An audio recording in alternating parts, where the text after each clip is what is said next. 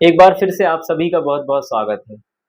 आज मैं यहाँ कोई बोरिंग टेक्स्ट बुक लेक्चर देने नहीं आया हूँ, क्योंकि अक्सर हमें लगता है कि इंडियन कॉन्स्टिट्यूशन सिर्फ वकीलों के पढ़ने की कोई मोटी किताब है, लेकिन ऐसा नहीं है। Because in reality it is the ultimate weapon of a common man. Doctor Bhimrao Ambedkar ने इस दस्तावेज के जरिए हमें वो ताकत दी है जो सदियों से हमारे समाज से गायब थी। आज समय की कमी के कारण मुझे ये वीडियो थोड़ा छोटा बनाना पड़ रहा है, और किसी 5 मिनट की वीडियो में हमारे संविधान को, पूरे कॉन्स्टिट्यूशन को जान पाना तो पॉसिबल नहीं है।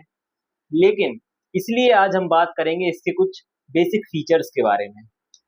सो first of all let's talk about the preamble, which is also known to be the soul of the Indian constitution, जिसे हम हिंदी में प्रस्तावना या संविधान की सुंदरता भी कहते हैं, जिसकी शुरुआत ही होती है, we the people of India having solemnly resolved the constitute India into a sovereign socialist secular democratic republic से। यह सिर्फ वर्ड्स नहीं है, ये प्रॉमिस है। स्पेशली इसमें जो सोशलिस्ट और सेकुलर जैसे वर्ड्स हैं, वो इस बात की गारंटी देते हैं कि इस देश में जन्म, जाति और पैसे के बेसिस पर किसी के साथ किसी भी प्रकार का कोई डिस्क्रिमिनेशन या भेदभाव नहीं होगा। Now coming to the most important part, fundamental rights. मुझे पर्सनली ये हिस्सा इसलिए पसंद है क्योंकि ये जस्टिस और इक्वेलिटी की बात करता है।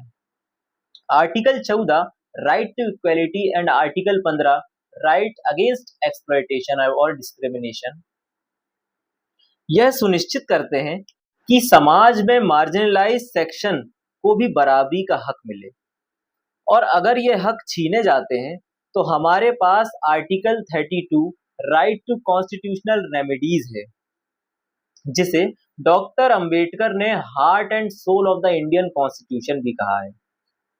Because it ensures that our rights don't just exist on paper but in reality. हमेशा याद रखिएगा, political freedom is incomplete without economic justice. यहीं पर डीपीएसपी यानी directive principle of state policies का रोल आता है।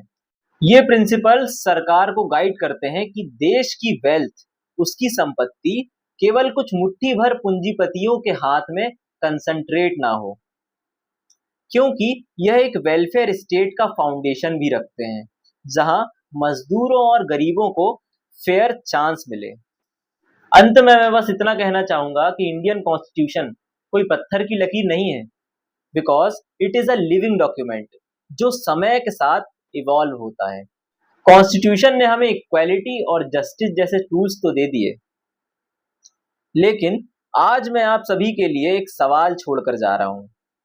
The Indian constitution has done its job, but as a society क्या हम उस इक्वालिटी को ग्राउंड लेवल पर इंप्लीमेंट कर पाए हैं? Is it true?